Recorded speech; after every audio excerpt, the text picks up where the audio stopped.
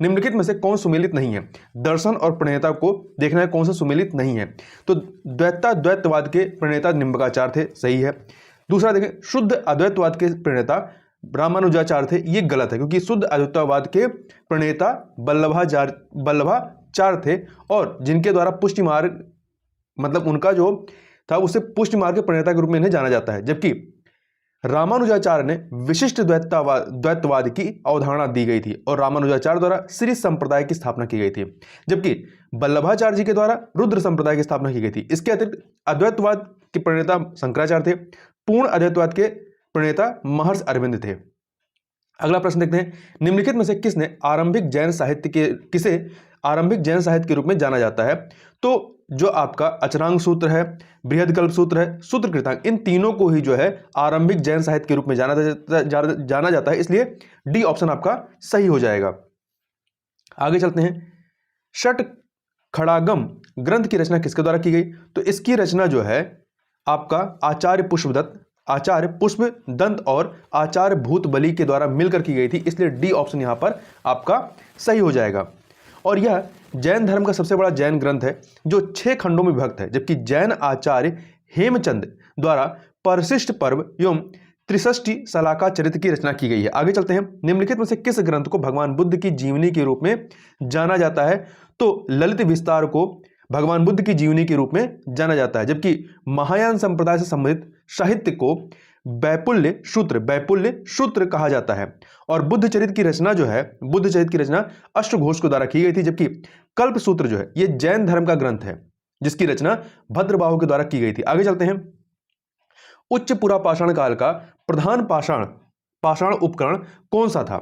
तो ये आपका ब्लेड था। उच्च पुरापाषाण काल का प्रधान पाषाण उपकरण ब्लेड है, जबकि फलक हो गया, आपका बेधनी हो गई, छिदनी है और खुरचुनी ये मध्य पुरापाषाण काल के मुख्य पाषाण औजार थे। आगे चलते हैं, निम्नलिखित में से किस काल को फलक संस्कृति की संज्ञा दी गई है? तो जो मध्य पुरापाषाण काल है, मध्य पुरापाषाण काल में फलकों की अधिकता के कारण इस काल को फलक संस्कृति की संज्ञा दी गई है। आगे देखते हैं, 1904 में लिखित पुस्तक अर्ली हिस्ट्री ऑफ इंडिया के लेखक कौन है? तो B.A. स्मिथ, इनके द्वारा यह पुस्तक लिखी गई थी। जबकि political history of ancient India, जिसमें महाभारत के युद्ध के समय से लेकर के गुप्त साम्राज्य के समय तक का वर्णन है, के लेखक कौन है? H.C. रामचौधरी जी हैं। आगे चलते हैं, अगले प्रश्न में क्वेश्चन नंबर 8 देखते हैं, बड़ी संख्या में दफनाए गए बच्चों के समाधान किस संस्कृत से प्राप्त होते हैं? तो ये आपके जारवे संस्कृत से प्राप्त होते हैं। यहां ध्यान रखिएगा कि जारवे, कायथा आहार तथा मालवा संस्कृत सभी ताम्रपाषाण की संस्कृतियां रही हैं, जिनमें ये कालक्रम लगाएंगे तो सबसे पहले आहार संस्कृत आएगी, फिर कायथा संस्कृत, फिर मालवा और फिर जोरवे संस्कृत आएगी। आहार संस्कृत जो है ये दक्षिण पूर्व राजस्थान में विस्तारित थी, कायथा संस्कृत मध्य प्रदेश के उज्जैन में, मालवा संस्कृत जो है ये मध्य प्रदेश और महाराष्ट्र के नर्मदा घाटी में विस्तारित थी, जबकि जारवे संस्कृत जो है ये महाराष्ट्र के इनाम गांव और नेवासा में विस्तारित थी। आगे देखते हैं, चावल की खेती का विश्व में सबसे पुराना साक्ष्य कहां से प्राप्त हुआ है? तो लहुरा देव से प्राप्त हुआ। कहां से? लहुरा देव, ये आपका संत कबीर नगर में स्थित है, तराई क्षेत्र है, यहां से चावल के साक्ष्य मिले हैं। कब के हैं ये? 8000 ईसा पूर्व से लेकर 9000 ईसा पूर्व के हैं। इसके अतिरिक्त इलाहाबाद के दक्षिण में स्थित कोल्डिहवा से भी, जो कि बेलन नदी घाटी में स्थित है, यहां से भी चावल खेती के साक्ष्य मिले हैं। यहां ध्यान रखने वाली बात है कि मेहरगढ़, महगरा, कोल्डिहवा तथा बालाथल ये सभी स्थल जो है नवपाषाणिक संस्कृति से जुड़े हुए हैं। आगे चलते हैं, लौह युग के संदर्भ में निम्नलिखित में से कौन से कथन सही हैं? तो देखते हैं, भारत में ताम्रपाषाण काल के समाप्त होते होते ग्रामीण बस्तियां बस चुकी थीं, लेकिन भौतिक संस्कृति में परिवर्तन लोहे के साथ होता है। बिल्कुल सही बात है। दूसरा, भारत में लोहे का साक्ष्य 1000 ईसा पूर्व के आसपास एटा जिले के अंतरजी खेड़ा से प्राप्त हुए हैं। दोनों ही कथन यहां पर पूरी तरीके से सही हैं। देखिए, नवपाषाण काल को ताम्रपाषाण काल के नाम से भी जाना जाता है और पत्थर के बदले तांबे के औजार, आग का प्रयोग, स्थायी खेती आदि के चलते इस काल में आधुनिक भारतीय ग्रामीण समाज की नींव पड़ी। महाराष्ट्र के इनाम गांव से हमें किलाबंद बस्ती के प्रमाण मिले हैं। वहीं दैमाबाद से कई पालतू जानवर जैसे कि गाय, बैल, बकरी आदि के अवशेष मिले हैं। इस जीवन शैली में व्यापक बदलाव उत्तर वैदिक काल में लोहे की खोज के साथ होता है। आगे चलते हैं, अगला प्रश्न, निम्नलिखित में से किस संस्कृत को हड़प्पा की कनिष्ठकालीन संस्कृत भी कहा जाता है? तो कायथा संस्कृत को कहा जाता है। यहाँ के कुछ मृदभांडों पर प्राक हड़प्पीय प्रभाव तथा कुछ पर हड़प्पाई प्रभाव दिखाई पड़ता है। यह संस्कृत मध्य प्रदेश के उज्जैन के निकट छोटी काली सिंध के किनारे पाई गई थी। कायथा संस्कृत के लोग अमीर थे तथा यहाँ की कई बस्तियां किलाबंद रही हैं। आगे चलते हैं। कथन कांड वाला प्रश्न है। अभिकथन है कि सिंधु सभ्यता में अनाज कर के रूप में वसूला जाता था। सही है, कारण प्राचीन काल में यह प्रदेश खूब उपजाऊ था। दोनों ही कथन कांड सही है और व्याख्या भी कर रहे हैं। आगे चलते हैं अगले प्रश्न, क्वेश्चन नंबर 13। कथन कांड वाला प्रश्न फिर से है। तो देखिए, अभिकथन है हड़प्पाई शासकों का ध्यान विजय की ओर उतना नहीं था जितना वाणिज्य की ओर। बिल्कुल सही बात है। कारण सिंधु सभ्यता में अस्त्र शस्त्र का अभाव था। यह कथन भी सही है, अभाव था, परंतु यह व्याख्या नहीं कर रहा है। ठीक है, इसलिए यहां पे बी ऑप्शन जो है वो सही हो जाएगा। देखिए, डॉक्टर आर.एस. शर्मा के अनुसार सिंधु सभ्यता के लोगों ने सबसे अधिक ध्यान वाणिज्य और व्यापार की ओर दिया, क्योंकि विभिन्न हड़प्पाई स्थलों से उन्नत व्यापार के साक्ष्य प्राप्त हुए हैं। सिंधु सभ्यता का मूल आधार कृषि तथा व्यापार था। मार्शल आदि पुराविदों का मत है कि ये लोग युद्ध विमुख शांतिप्रिय लोग थे, युद्ध से विमुख रहने वाले। हालांकि हड़प्पा की खुदाई से स्पष्ट है कि वह आक्रामक भले ही ना हो रहे हों, परंतु अपनी सुरक्षा के लिए पर्याप्त सजग थे।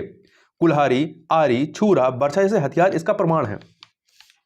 आगे चलते हैं। अगला प्रश्न है, सिंधु सभ्यता के संबंध में निम्नलिखित में से कौन सा कथन असत्य है? सिंधु घाटी सभ्यता कांस्य युगीन सभ्यता थी। बिल्कुल सही बात है। इस सभ्यता में सर्वाधिक लोग भूमध्य सागरीय प्रजाति के थे। यह भी सही है। पूर्ण विकसित नगरीय जीवन का सूत्रपात इसी सभ्यता से माना जाता है। यह भी सही बात है। इस सभ्यता में केंद्रीकृत शासन प्रणाली मौजूद थी। यह सही नहीं है। देखिए, हड़प्पाइयों के राजनीतिक संगठन का कोई स्पष्ट आभास नहीं है अभी तक, क्योंकि हड़प्पावासी व्यापार वाणिज्य की ओर अधिक आकर्षित थे। इसलिए माना जाता है कि शासन व्यवस्था में भी वणिक तथा व्यापारी वर्ग की भूमिका महत्वपूर्ण थी। आगे चलते हैं। निम्नलिखित में से किसमें चारों आश्रमों का उल्लेख है? यहां देखिए, चारों वर्ण की बात नहीं, चारों आश्रमों का उल्लेख किसमें है? तो ये जबालोपनिषद में इसका उल्लेख किया गया है। ये आश्रम कौन थे? ब्रह्मचर्य, गृहस्थ, वानप्रस्थ और संन्यास। जबकि ऋग्वेद में सर्वप्रथम 4 वर्णों ब्राह्मण, क्षत्रिय, वैश्य, शूद्र का उल्लेख है। और इतरे ब्राह्मण में चारों वर्णों के कर्तव्यों का उल्लेख मिलता है। और आपका जो शतपथ ब्राह्मण है, शतपथ ब्राह्मण में स्त्री को पुरुष की अर्धांगिनी कहा गया है, तथा मैत्रिणी संहिता या मैत्री संहिता से स्त्री की सर्वाधिक गिरी हुई स्थिति का ज्ञान होता है, जिसमें स्त्रियों को जुआ और शराब की भांति पुरुष का तीसरा दोष बताया गया है। आगे चलते हैं। आयुर्वेद किस वेद का उपवेद है? तो आयुर्वेद जो है ये ऋग्वेद का उपवेद। देखिए, उपवेद जो है वेदों से संबंधित माने जाते हैं। जैसे 4 वेद हैं, वैसे ही उनके 4 उपवेद हैं। इन उपवेद कौन कौन से? आयुर्वेद, गंधर्ववेद, धनुर्वेद और शिल्पवेद। आयुर्वेद जो है ये ऋग्वेद का उपवेद माना जाता है, जबकि गंधर्ववेद जो है ये सामवेद का उपवेद है, और धनुर्वेद जो है यजुर्वेद का है, और शिल्पवेद अथर्ववेद का उपवेद है। आगे चलते हैं। निम्नलिखित को सुमेलित कीजिए। मौर्य प्रांत और राजधानी को। देखिए, उत्तरापद की राजधानी तक्षशिला थी, 3 से मिला दीजिए। दक्षिणापद की राजधानी सुवर्णगिरी थी, तो 4 से मिला दीजिए। और कलिंग की राजधानी तोषली थी, 1 से मिला दीजिए। अवंती राष्ट्र की राजधानी उज्जैनी थी, तो 2 से मिला दीजिए। इस प्रकार से 3412 अर्थात डी ऑप्शन आपका सही हो जाएगा। देखिए, अशोक के समय मौर्य साम्राज्य 5 प्रांतों में बटा हुआ था। इन प्रांतों को चक्र कहा जाता था।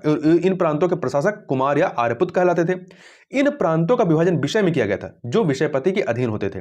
तो 4 प्रांत की बात कर लिए। जो 5वां प्रांत था वो था प्राची या पूर्वी प्रांत, जिसकी राजधानी पाटलिपुत्र थी। आगे चलते हैं अगले प्रश्न, क्वेश्चन नंबर 18 पर। 18 नंबर क्वेश्चन है, भूमिदान का सर्वप्राचीन पुरालेखीय प्रमाण निम्नलिखित में से किस अभिलेख से प्राप्त होता है? तो ये आपका नानाघाट अभिलेख से प्राप्त होता है। ठीक है। देखिए, ब्राह्मणों को भूमि अनुदान देने की प्रथा का आरंभ सातवाहन शासकों ने ही सर्वप्रथम किया था। भूमिदान का सर्वप्राचीन पुरालेखीय प्रमाण सातवाहनों ने नानाघाट अभिलेख में मिलता है। सातवाहनों के नानाघाट अभिलेख से मिलता है, जिसमें अश्वमेघ यज्ञ में एक गांव में दान देने का उल्लेख है। अश्वमेघ यज्ञ में एक गांव दान देने का उल्लेख है। ठीक है। आगे चलते हैं। शलाका पुरुष की अवधारणा किससे संबंधित है? तो शलाका पुरुष की अवधारणा जो है ये जैन धर्म से संबंधित है।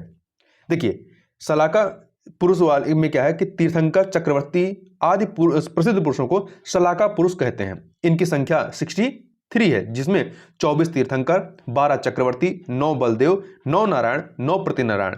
आगे चलते हैं। यूनानी और अर्मी अर्थात अरमाइक भाषा में खुदा अशोक का एक द्विभाषीय बाइलिंगुअल उत्कीर्ण लेख मिला है। कहां से मिला है? तो कंधार या कंधार कह सकते हैं, यहां पर मिला है। और ये अशोक द्वारा 260 ईसा पूर्व में दो भाषाओं ग्रीक तथा अरमी में उत्कीर्ण कराया गया प्रसिद्ध शिलालेख है और यह अशोक द्वारा निर्मित कराया गया पहला शिलालेख जो उसके शासनकाल के 10वें वर्ष में उत्कीर्ण कराया गया था। आगे चलते हैं। अगला प्रश्न, संगम काल के बारे में निम्नलिखित में से कौन सा कथन सही नहीं है? संगम काल में समय जानने के लिए जल घड़ी का प्रयोग किया जाता था, सही है। संगम काल में चावल मुख्य खाद्यान्न था, यह भी सही है। संगम काल में कौवे को अशुभ पक्षी माना जाता था, नहीं, संगम काल में कौवे को शुभ पक्षी माना जाता था क्योंकि यह अतिथियों के आगमन की सूचना देता था। साथ ही कौवे नाविकों को सही दिशा का ज्ञान भी कराते थे, इसलिए इस कारण सागर के मध्य चलने वाले जहाजों के साथ उन्हें ले जाया जाता था। डी ऑप्शन, संगम काल में संगम साहित्य से दास प्रथा के अस्तित्व का प्रमाण नहीं मिलता है, तो यह सही है। यहां पे सी ऑप्शन आपका सही नहीं है। आगे चलते हैं, निम्न कथनों पर विचार कीजिए। पहला, गुप्त काल में उज्जैन सर्वाधिक महत्वपूर्ण व्यापारिक केंद्र था, सही बात है। दूसरा, गुप्त राजाओं ने सर्वाधिक स्वर्ण मुद्राएं जारी की थी, यह भी सही है, तो दोनों सही है, इसलिए सी ऑप्शन आपका सही हो जाएगा। देखिए, चंद्रगुप्त द्वितीय ने उज्जैन को अपनी द्वितीय राजधानी के रूप में विकसित किया और शीघ्र ही इसने वैभव एवं समृद्धि में पाटलिपुत्र को पीछे छोड़ दिया जो कि इनकी पहली राजधानी थी। गुप्त शासकों ने सोने, चांदी एवं तांबे के सिक्के चलाए। गुप्तों के स्वर्ण सिक्कों को दीनार कहा जाता था। कुषाणों द्वारा यद्यपि सर्वाधिक स्वर्ण सिक्के चलाए गए कुषाणों द्वारा यद्यपि सर्वाधिक शुद्ध स्वर्ण सिक्के चलाए गए, किंतु सर्वाधिक स्वर्ण सिक्के चलाने का श्रेय गुप्त वंश को है या गुप्तों को है। आगे चलते हैं, क्वेश्चन नंबर 23। गुप्त काल में निम्नलिखित किस स्थान पर सूर्य मंदिर का उल्लेख मिलता है? तो मालवा, बुलंदशहर, अंतर्वेदी, इन सभी भी मिलता है, तो डी ऑप्शन आपका सही हो जाएगा।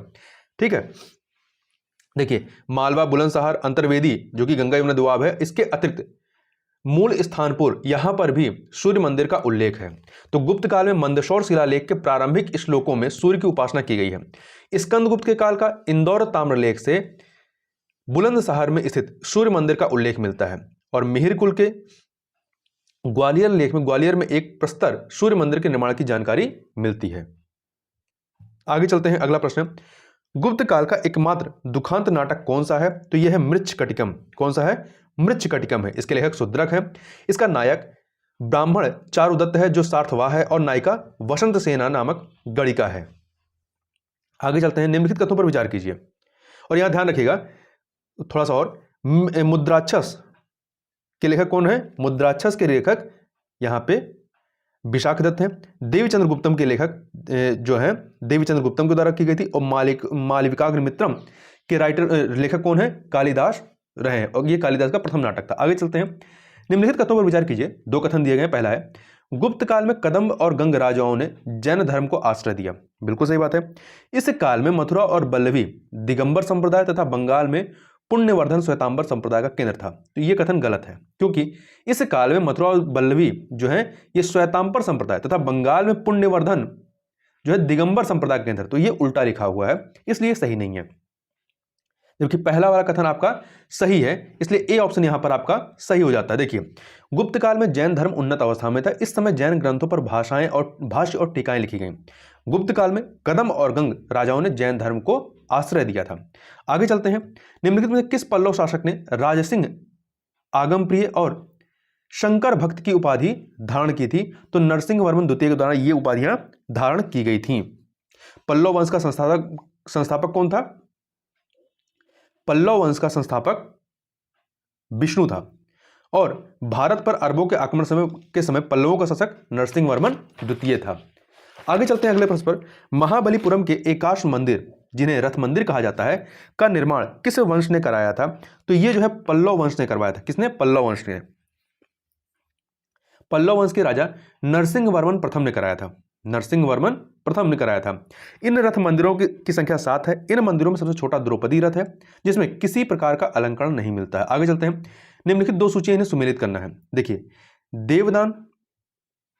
देवदान की बात करें तो देवदान क्या थे? ये मंदिर को उपहार में दी गई भूमि, तो इसको 4 से मिला दीजिए। इसे देवदान या तिरुन मटक्कनी भी कहा जाता है। ब्रह्मदेव क्या था? ब्रह्मदेव ब्राह्मणों को दान में दी गई भूमि अर्थात 1 से मिला दीजिए। इसके बाद आता है पल्ली चंदम जैन संस्थानों को दान दी गई भूमि, इसे 2 से मिला दीजिए। और बेल्लन वगाई ये आपका जो है गैर ब्राह्मण किसान स्वामी की भूमि अर्थात 3 से मिला दीजिए। तो 4 1 2 3 कहां पे है? 4 1 2 3 ए ऑप्शन आपका यहां पर सही हो जाएगा। इसके अतिरिक्त आप ध्यान रखिएगा कि एक वर्ड आता है शाला भोग, ये किसी विद्यालय के रखरखाव की भूमि होती थी, और चतुर्वेदी मंगलम ये ब्राह्मण को दी गई कर मुक्त भूमि होती थी। आगे चलते हैं। गुप्त शासक चंद्रगुप्त द्वितीय ने अपनी पुत्री प्रभावती का विवाह किस वाकटक शासक से करवाया था? तो इन्होंने जो है रुद्रसेन द्वितीय के साथ, वाकटक शासक रुद्रसेन द्वितीय के साथ करवाया था। आगे चलते हैं। चोल प्रशासन में भाग लेने वाले उच्च पदाधिकारियों को क्या कहा जाता था? तो चोल शासन में भाग लेने वाले उच्च पदाधिकारियों को पेरुंदरम कहा जाता था, जबकि निम्न श्रेणी के पदाधिकारियों को शेरुंदरन कहा जाता था। आगे चलते हैं। अगला प्रश्न, निम्नलिखित में से किसे तमिल जनता के राष्ट्रीय काव्य के रूप में जाना जाता है? तो किसे जाना जाता है? शिलप्पाधिकारम को। इलांगोकृत शिलप्पाधिकारम एक उत्कृष्ट रचना है जिसे तमिल रचना जनता के राष्ट्रीय काव्य के रूप में जाना जाता है। आगे चलते हैं अगले प्रश्न पर। Question number 32। इसमें दो सूचियां, इन्हें सुमेलित करना है। नहीं, सुमेलित नहीं करना, बताना है कौन सा सुमेलित है नहीं। ठीक है, तो देखिए, वाज्य या कैरूर ये चेरों की राजधानी थी, उरायूर चोलों की राजधानी थी, मदुरै पांड्यों की राजधानी थी, सही है। जबकि डी वाला देखिए, मुसरी या मुजरिस ये चोलकालीन प्रसिद्ध बंदरगाह था। नहीं, ये चोलकालीन नहीं बल्कि चेरकालीन प्रसिद्ध बंदरगाह था। जबकि पुहार जो है ये चोलों की समुद्र तटीय राजधानी थी और चोलों का प्रसिद्ध बंदरगाह था। आगे चलते हैं। गुप्त काल में अस्थायी कृषकों पर लगाया जाने वाला भूमि कर कहलाता था। क्या कहलाता था? इसे ऊपरी कर कहते थे। क्या कहते थे? ऊपरी कर कहा जाता था। जबकि स्थायी कृषकों पर लगाया जाने वाला भूमि कर क्या कहलाता था? उद्रंग कहलाता था। और राजा को हर रोज दैनिक वस्तुओं के रूप में दिया जाने वाला कर भोग कहलाता था। और भूमि उपज का 1/6 हिस्सा भाग कहलाता था। आगे चलते हैं। Question number 34। दो सूचियां दी गई हैं गुप्तकालीन रचनाएं और लेखक की, इन्हें सुमेलित करना है। न्यायावतार जो है सिद्धसेन की है, तो 3 से मिला दीजिए। सूर्य सिद्धांत आर्यभट्ट की है, 4 से मिला दीजिए। पंच सिद्धांतिका ये ज्योतिष ग्रंथ है, ये वारामिहिर की है, 1 से मिला दीजिए। अष्टांग संग्रह ये आयुर्वेद ग्रंथ है, ये वाघभट्ट की है, 2 से मिला दीजिए। तो 3 4 1 2 अर्थात बी ऑप्शन आपका सही हो जाएगा। आगे चलते हैं। हिंदू काव्य दाय भाग के जन्मदाता जीमूत वाहन को किस राजवंश का संरक्षण प्राप्त हुआ था? तो इन्हें जो है पाल वंश का संरक्षण प्राप्त था। इसके जन्मदाता जीमूत वाहन को बंगाल के पाल शासकों का संरक्षण प्राप्त था। और दाय भाग जीमूत वाहन कृत एक प्राचीन हिंदू धर्म ग्रंथ है, इसके मत का प्रचार बंगाल में हुआ है। किस राजवंश द्वारा कश्मीर में मार्तंड मंदिर का निर्माण कराया गया था? तो कारकोट वंश के द्वारा कराया गया था। देखिए, कल्हड़ की राजतरंगड़ी से कश्मीर के 3 राजवंशों कारकोट, उत्पल एवं लोहार वंश की जानकारी मिलती है। कश्मीर में मार्तंड मंदिर का निर्माण कारकोट वंश के सबसे शक्तिशाली राजा ललितादित्य मुक्तापीठ ने करवाया था। आगे चलते हैं। निम्नलिखित में से कौन सा ग्रंथ पंचतंत्र का अरबी अनुवाद है? तो यह है कलीला वादमीना। देखिए, 712 ईस्वी में भारत में मोहम्मद बिन कासिम के नेतृत्व में सफल आक्रमण होता है और अरब विद्वान यहां पर आते हैं। भारतीय विद्वानों की सहायता से विष्णु शर्मा द्वारा रचित पंचतंत्र का कलीला वादिमना के रूप में अरबी भाषा में अनुवाद किया गया। आगे चलते हैं। नर्मदा नदी पर निम्नलिखित में से किसने सम्राट हर्ष के दक्षिणावर्ती अग्रगमन को रोका था? तो पुलकेशिन द्वितीय के द्वारा रोका गया था। चालुक्य वंश के शासक पुलकेशिन द्वितीय ने वर्धन वंश के शासक हर्ष को युद्ध में पराजित किया और उसके दक्षिणवर्ती अग्रगमन को रोका। एहोल प्रशस्ति में इसका उल्लेख मिलता है। आगे चलते हैं। निम्नलिखित में से किस ग्रंथ में सिंचाई के लिए रहट के प्रयोग का प्रथम उल्लेख मिलता है? तो गाथा सप्तशती में मिलता है। ठीक है, और इसके रचयिता कौन थे? हाल या शालिवाहन। आगे चलते हैं अगले प्रश्न पर। क्वेश्चन नंबर 40 देखते हैं। वेदांगों की कुल संख्या कितनी है? वेदांगों की कुल संख्या 6 है। कितनी है? 6 है। वैदिकोत्तर साहित्य में सुपथ्यतया वेदांग और उपवेद को रखा जाता है। यदि वेदों को देखें तो वेदों के 6 अंग हैं। ठीक है, कुल संख्या कितनी है वेदांगों की? 6 है। इसमें शिक्षा, कल्प, व्याकरण, निरुक्त, छंद और ज्योतिषी ये 6 हैं। आगे चलते हैं। गुप्त काल में स्त्रियों की दशा में पहले की अपेक्षा गिरावट आई। इसके निम्नलिखित में से क्या कारण थे?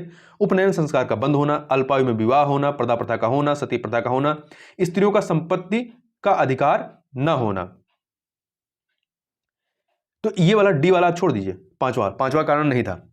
1 2 3 4 अर्थात डी ऑप्शन आपका सही हो जाएगा। देखिए, इस काल में स्त्रियों को संपत्ति संबंधी अधिकार में महत्वपूर्ण परिवर्तन आया। इस काल में पहली बार याज्ञवल्क्य की स्मृति में पत्नी को भी पति की संपत्ति का अधिकारी बताया गया। तो इसलिए डी 5 वाला जो है वो कथन सही नहीं है। आगे देखते हैं, निम्नलिखित में से किन गुप्त शासकों द्वारा अश्वमेध यज्ञ कराया गया? तो कुमारगुप्त और समुद्रगुप्त के द्वारा कराया गया था।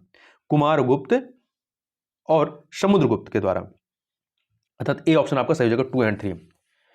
देखिए, गुप्त शासकों में केवल 2 शासक समुद्रगुप्त और कुमारगुप्त द्वारा अश्वमेध यज्ञ करवाया गया था। आगे देखते हैं 43 नंबर क्वेश्चन, निम्नलिखित में से किस अभिलेख में कुमारगुप्त को शरदकालीन सूर्य की भांति बताया गया है? तो किसमें बताया गया है? तुमैन जो अभिलेख है इसमें, तुमैन अभिलेख में। तो मध्य प्रदेश के ग्वालियर जिले में स्थित तुमैन अभिलेख में कुमारगुप्त को शरदकालीन सूर्य की भांति बताया गया है। अगला है, हूणों का प्रथम आक्रमण किस गुप्त शासक के शासनकाल में होता है? तो ये स्कंदगुप्त के शासनकाल में हुआ था। हूण मध्य एशिया की एक बर्बर जाति थी।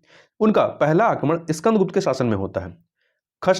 खशनवाज के नेतृत्व में हूणों ने आक्रमण किया था। हूणों का दोबारा आक्रमण तोरणमण के नेतृत्व में होता है।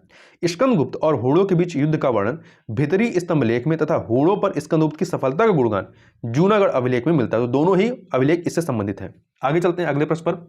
अगला प्रश्न है, गुप्तकालीन सर्वाधिक अभिलेख किस शासक के समय में प्राप्त हुए हैं? तो ये प्राप्त हुए हैं आपके कुमारगुप्त के समय में। कुल 18 इनकी संख्या है और इनके समय में ही गुप्तकालीन मुद्राओं का सबसे बड़ा ढेर बयाना मुद्रा भंडार राजस्थान से प्राप्त होता है, जिसमें 623 मुद्राएं शामिल हैं। जो मयूर शैली की मुद्राएं सर्वाधिक है। कुमारगुप्तकालीन कुछ अभिलेखों के नाम इस प्रकार से हैं: बिलसंड अभिलेख, तुमैन अभिलेख, मथुरा लेख, मनु कुंवर अभिलेख, उदयगिरी गुहा लेख इत्यादि। आगे चलते हैं, निम्नलिखित में से किस अभिलेख से 5 जैन तीर्थंकरों की प्रतिमाओं के निर्माण की जानकारी मिलती है? तो ये कहोम स्तंभ लेख से मिलती है। उत्तर प्रदेश के गोरखपुर जिले में स्थित गुप्तकालीन कहोम स्तंभ लेख से पता चलता है कि भद्र नामक एक व्यक्ति ने 5 जैन तीर्थंकरों आदिनाथ, शांतिनाथ, नेमिनाथ, पार्श्वनाथ एवं महावीर की प्रतिमाओं का निर्माण करवाया था। यह अभिलेख स्कंदगुप्त के समय का है। आगे चलते हैं, निम्नलिखित में से कौन हर्षवर्धन द्वारा की गई रचनाएं हैं? तो देखिए, इसमें प्रियदर्शिका और रत्नावली हैं। तो यहां पर ए और बी नहीं बल्कि ए और सी होना चाहिए, तो डी ऑप्शन आपका सही हो जाता है। जबकि कादंबरी जो है ये आपकी बाघभट्ट की कृति है। इसे संस्कृत साहित्य का श्रेष्ठ उपन्यास माना जाता है। और स्थानेश्वर की पुष्यभूति वंश के शासक हर्षवर्धन के 3 नाटकों को लिखने का श्रेय दिया जाता है: प्रियदर्शिका, रत्नावली और नागानंद। आगे चलते हैं, हूण शासक मिहिरकुल को पराजित करने का श्रेय किसे जाता है? तो यह श्रेय जो है यशोवर्मन को जाता है, मालवा के शासक यशोवर्मन को। और परवर्ती गुप्त शासक बालादित्य ने भी मिहिरकुल को पर आक्रमण को उसे बंदी बनाया था, किंतु अपनी माता के कहने पर उसे छोड़ दिया था। आगे चलते हैं, निम्नलिखित में से किस राष्ट्रकूटकालीन शासक ने तुंगभद्रा नदी में जल समाधि लेकर अपने जीवन का अंत किया था? तो अमोघ वर्ष ने किया था। राष्ट्रकूटकालीन शासक अमोघ वर्ष जैन धर्म का अनुयायी था। उसने तुंगभद्रा नदी में जल समाधि लेकर अपने जीवन का अंत किया था। जबकि दंती दुर्ग जो है ये राष्ट्रकूट राजवंश के संस्थापक थे। आगे चलते हैं, पंप, पौन्न, योमरन्य इन्हें किस साहित्य का तिरत्न माना जाता है? तो कन्नड़ साहित्य का। किसका? कन्नड़ साहित्य का तिरत्न माना जाता है। जबकि कंबन, कुट्टन और पुंगलेंदी को तमिल साहित्य का तिरत्न माना जाता है। आगे चलते हैं, यहाँ पे एक सूची में रचनाएं है, दूसरे में रचनाकार, इन्हें हमें सुमिलित करना।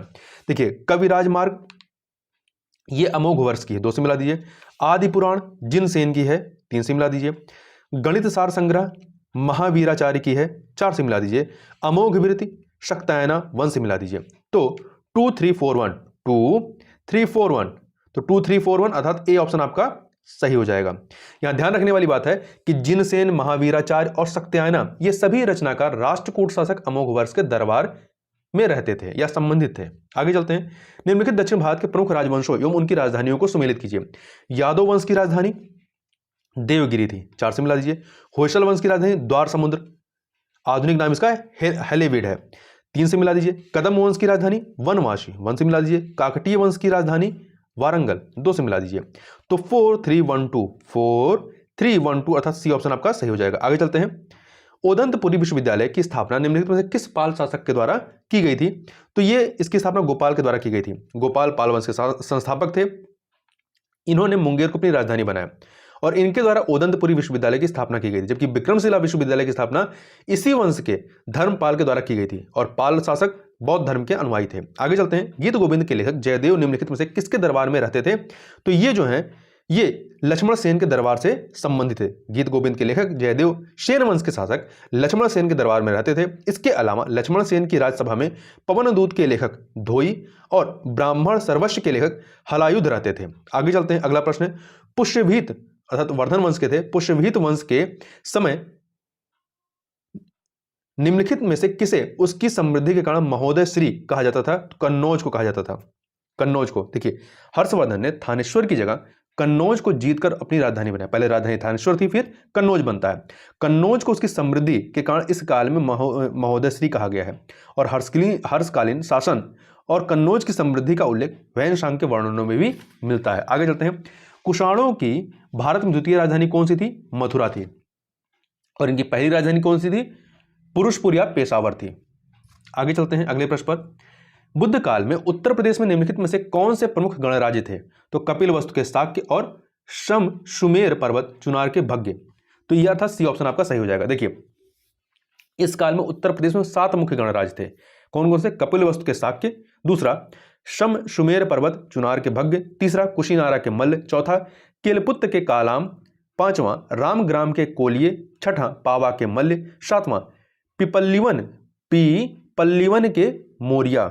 आगे चलते हैं, निम्नलिखित में से कौन से महाजनपद उत्तर प्रदेश में अवस्थित थे? तो वत्स जो है उत्तर प्रदेश जो वत्स महाजनपद है ये उत्तर प्रदेश में अवस्थित था। देखिए 16 महाजनपद कुल रहे हैं, इसमें से 8 महाजनपद जो हैं वो उत्तर प्रदेश में अवस्थित थे। कौन कौन से? आपका वत्स सही है, इसके अतिरिक्त पंचाल, कौशल, काशी, कुरु, सूरसेन, मल्ल और चेदी। आगे चलते हैं, निम्नलिखित में से किस काल में उत्तर प्रदेश में संस्कृत भाषा या स्थापत्य कला तथा ब्राह्मण धर्म का पुनरुत्थान होता है? पुनरुत्थान पुष्यमित शुंग वंश के शासनकाल में होता है।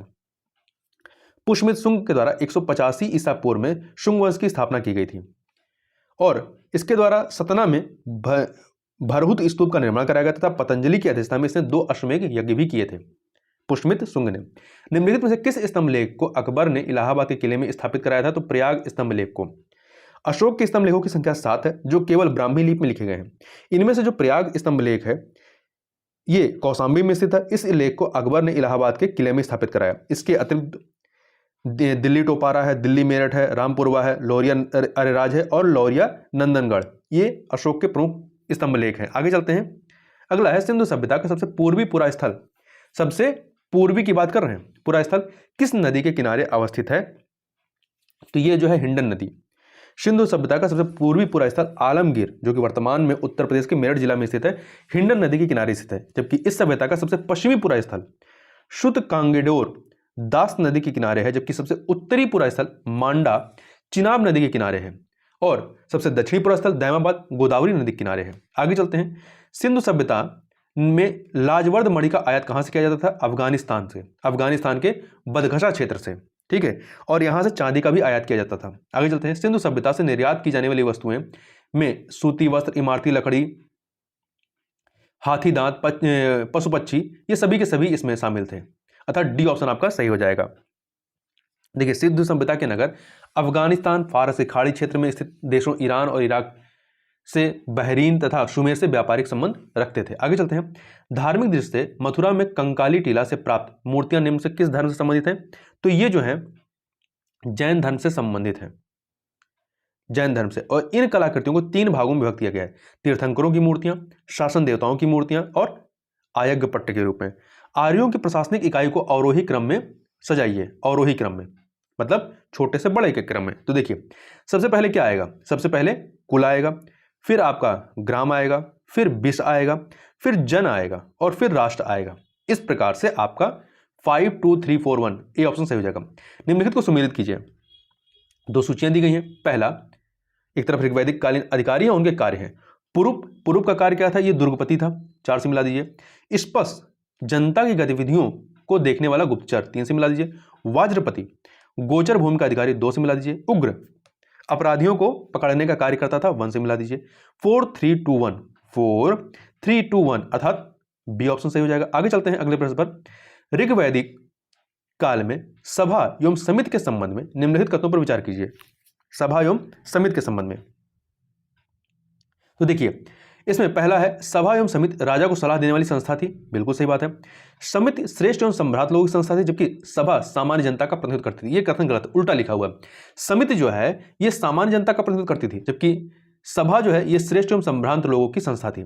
स्त्रियां केवल सभा में भाग लेती थी, नहीं, स्त्रियां सभा और समिति दोनों में भाग लेती थी, इसलिए ये भी कथन गलत हो गया। तो केवल यहां पे पहला कथन आपका सही है। आगे चलते हैं। ऋग्वेद में उल्लिखित सभी नदियों में सबसे पवित्र नदी कौन सी मानी जाती थी? तो सरस्वती जो है सबसे पवित्र नदी मानी गई है, सरस्वती, डी ऑप्शन, ठीक है। जबकि यहां ध्यान देने वाली बात है कि ऋग्वेद में सर्वाधिक बार उल्लेख जो है वो सिंधु नदी का है। गंगा नदी का उल्लेख ऋग्वेद में 1 बार और यमुना नदी का उल्लेख 3 बार हुआ है। ऋग्वैदिक काल में गविष्टि शब्द का प्रयोग किस के लिए किया गया है? युद्ध के लिए, युद्ध के लिए किया गया है। गविष्टि का अर्थ है गायों की खोज। युद्ध में कबीले का नेतृत्व राजा के द्वारा किया जाता था। आगे चलते हैं। ऋग्वैदिक कालीन दर्शन एवं उनके प्रवर्तक को सम्मिलित कीजिए। दर्शन और प्रवर्तक। सांख्य दर्शन के प्रवर्तक कौन रहे? कपिल मुनि, 3 से मिला दीजिए। वैशेषिक दर्शन के महर्षि कणाद, 1 से मिला दीजिए। उत्तर मीमांसा वादरायण, 2 से। पूर्व मीमांसा जैमिनी, 4 से मिला दीजिए। 3124 अर्थात डी ऑप्शन आपका सही हो जाएगा। आगे चलते हैं। 71 नंबर क्वेश्चन। ऋग्वैदिक काल में लोहित अयस्क किस धातु को कहा जाता था? तो ये तांबा को कहा जाता था। किसको कहा जाता था? तांबा को। देखिए ऋग्वैदिक काल में आर्यों द्वारा खोजी गई धातु लोहा जिसे श्याम अयस्क कहा जाता था, जबकि तांबे को लोहित अयस्क कहा जाता था। आगे चलते हैं। 72 नंबर क्वेश्चन। दशराज युद्ध का वर्णन ऋग्वेद के किस मंडल में मिलता है? तो ये आपका 7वें मंडल में मिलता है। किसमें मिलता है? 7वें मंडल में इसका उल्लेख आपको मिलता है। यह युद्ध परशुनी नदी के तट पर सुदास और दान राजाओं के बीच हुआ, जिसमें सुदास की जीत होती है। जबकि ऋग्वेद के 10वें मंडल में पुरुष सूक्त में चतुर्वर्णों का उल्लेख मिलता है। आगे चलते हैं। वैदिक काल में निम्नलिखित में से किसने देवताओं और मानवों के बीच मध्यस्थ का काम किया? तो अग्नि ने किया, अग्नि को माना जाता है। आगे देखते हैं। ऋग्वैदिक काल के संबंध में निम्नलिखित कथनों पर विचार कीजिए। 2 कथन दिए गए। इस काल में नियोग प्रथा में विधवा विवाह का प्रचलन था, बिल्कुल सही बात है। इस काल में बाल विवाह का प्रचलन भी देखने को मिलता है, यह कथन गलत है। तो यहां पर केवल पहला कथन सही है। ऋग्वैदिक काल में विवाह संस्था कायम हो चुकी थी। साथ ही इस काल में बहुपति प्रथा के भी कुछ संकेत मिलते हैं, मतलब एक स्त्री के कई सारे पति। ऋग्वेद में नियोग प्रथा और विधवा विवाह दोनों के प्रचलन का आभास मिलता है। इस काल में बाल विवाह का कोई उदाहरण नहीं है। इस काल में ऐसा जान पड़ता है कि 16-17 वर्ष की आयु में विवाह होता था। आगे चलते हैं। ऋग्वैदिक काल के संबंध में निम्नलिखित में से कौन सा कथन सही नहीं है? इस काल में देवताओं की उपासना की मुख्य रीति या विधि स्तुति पाठ थी, सही है। इस काल में यज्ञ या बलि चढ़ावा में शाक, जौ आदि वस्तुएं दी जाती थी, यह भी सही है। चढ़ावा चढ़ाते समय यज्ञ में अनुष्ठानिक मंत्रों का उच्चारण किया जाता था, यह कथन गलत है। किसी भी प्रकार के अनुष्ठानिक मंत्र या याज्ञिक मंत्र का उच्चारण नहीं होता था। आगे चलते हैं। ये लोग आध्यात्मिक उत्थान के लिए देवराधना नहीं करते थे, ये बात सही है। तो यहाँ पे सी वाला सही नहीं है। देखिए इस काल में लोग आध्यात्मिक उत्थान या जन्म मृत्यु के कष्टों से मुक्ति के लिए ऐसा नहीं करते थे। वह अपने देवताओं से संतति, पशु, अन्न, धान्य, आरोग्य आदि पाने की कामना से उनकी उपासना करते थे। आगे चलते हैं। सैंधव सभ्यता के प्रमुख स्थल किस नदी के किनारे स्थित हैं? प्रमुख स्थल और नदी के नाम दिए गए हैं। आलमगीरपुर, ये आपका हिंडन नदी के किनारे है, 2 से मिला दीजिए, और उत्तर प्रदेश के मेरठ जिला के में स्थित है। कालीबंगा घग्गर नदी के किनारे, 3 से मिला दीजिए, ये कहां पे है? राजस्थान के हनुमानगढ़ जिला में। कोटदची, ये सिंध नदी के किनारे, आप 4 से मिला दीजिए, ये आपका सिंध प्रांत के खैरपुर स्थान पे है। धौलावीरा, ये लूनी नदी, 1 से मिला दीजिए, गुजरात के कच्छ जिले में। इस प्रकार से 2341 अर्थात सी ऑप्शन आपका सही हो जाएगा। इस प्रकार से यहाँ पे हम लोगों ने 76 क्वेश्चन को देखा। नंबर क्वेश्चन है, सिंधु घाटी सभ्यता का भारत में सबसे बड़ा स्थल कौन सा है? तो ये है आपका राखीगढ़ी। कौन सा है? राखीगढ़ी। तो इसके बारे में देखें। देखिए सिंधु घाटी सभ्यता का सबसे बड़ा स्थल यदि कहता तो वो मोहनजोदाड़ो है, जो कि वर्तमान में पाकिस्तान में है। जबकि भारत में इसका सबसे बड़ा स्थल जो है राखीगढ़ी है, जो कि हरियाणा के जींद जिला में घग्गर नदी के किनारे स्थित है। इसकी खोज 1969 में सूरज भान ने की थी। जबकि धौलावीरा ये कहाँ पे है? ये गुजरात के कच्छ जिला में है। और रंगपुर जो है ये आपका गुजरात के काठियावाड़ जिला में है। और रोपड़ जो है आपका ये पंजाब के रोपड़ जिला में। आगे चलते हैं। मनुष्य में स्थायी निवास की प्रवृत्ति किस काल में हुई? तो ये नवपाषाण काल में होती है। तथा उसने सबसे पहले कुत्ते को पालतू बनाया था। और इसके अतिरिक्त ध्यान रखिएगा कि मेहरगढ़ में बसने वाले नवपाषाण युग के लोग अधिक उन्नत थे। ये गेहूं, जौ और रुई उपजाते थे और कच्ची ईंटों के घरों में रहते थे। अगला प्रश्न है 79 नंबर क्वेश्चन, ताम्रपाषाण युग के बारे में निम्नलिखित कथनों में से कौन सा कथन, निम्नलिखित तथ्यों पर विचार करिए। देखिए, अब तक पता चले जोरबे स्थलों में गोदावरी का दैमाबाद सबसे बड़ा स्थल है, बिल्कुल सही बात है। दूसरा, दैमाबाद की ख्याति भारी संख्या में तांबे की वस्तुओं की उपलब्धि के लिए है, ये कथन गलत है। तांबे की वस्तुओं के लिए नहीं बल्कि कांसे की वस्तुओं के लिए था, ठीक है। तो इससे दूसरा कथन गलत है, पहला सही है। तो देखिए, ताम्रपाषाण युग के अब तक पता चले 200 जोरबे स्थलों में गोदावरी का दैमाबाद जो है सबसे बड़ा है। आगे चलते हैं अगले प्रश्न पर। अशोक के शिलालेखों में किसमें पशु बलि की निंदा की गई है? तो जो इनका पहला शिलालेख है इसमें पशु बलि की निंदा की गई है। अशोक के शिलालेख की खोज जो है 1750 में पादरेट्टी पेंथलर ने की थी और इनकी संख्या कितनी है? 14 है, जिसमें से पहले में पशु बलि की निंदा की गई है। जो दूसरा शिलालेख है इसमें मनुष्य और पशु दोनों की चिकित्सा व्यवस्था का उल्लेख किया गया है। और जो छठा शिलालेख इसमें आत्मनियंत्रण की शिक्षा दी गई है। जबकि 9वें शिलालेख में सच्ची भेंट एवं सच्चे शिष्टाचार का उल्लेख किया गया। आगे चलते हैं अगले प्रश्न पर। अर्थशास्त्र में वर्णित तीर्थ की और उनके कार्यों का दो सूचियां, इनको सुमेलित करना। देखिए, समाहर्ता का कार्य क्या था? आय का संग्रह करता होता था, 3 से मिला दीजिए। सन्निधाता राजकीय कोषाध्यक्ष, 1 से मिला दीजिए। कर्मांतिक ये उद्योग एवं कारखानों का अध्यक्ष होता था, 4 से मिला दीजिए। प्रशासता ये कारागार का अध्यक्ष होता था, 2 से मिला दीजिए। तो इस प्रकार से आप देखेंगे 3 आपका 3 हो गया, 3 1 4 2 था। सी ऑप्शन आपका यहां पर सही हो जाएगा। देखिए, अर्थशास्त्र में शीर्षस्थ अधिकारियों के रूप में तीर्थ का उल्लेख मिलता है, जिसे महापात्र भी कहा जाता था। इनकी संख्या कितनी थी? 18 थी। आगे चलते हैं अगले प्रश्न पर, क्वेश्चन नंबर 82 पर। कंदरिया महादेव मंदिर का निर्माण किसके द्वारा किया गया था? तो इसका निर्माण जो है थंगदेव के द्वारा किया गया था। चंदेल वंश के शासक थंगदेव ने अपनी राजधानी कलिंजर से खजुराहो में स्थानांतरित की और धंगदेव ने ही खजुराहो में कंदरिया महादेव मंदिर का निर्माण 999 ईस्वी में कराया था। इसके अलावा इन्होंने जिन्ननाथ, विश्वनाथ एवं बैद्यनाथ मंदिर का भी निर्माण कराया था। आगे चलते हैं। निम्नलिखित में से किस वंश ने चित्तौड़ में त्रिभुवन नारायण मंदिर तथा धार में सरस्वती मंदिर का निर्माण कराया था?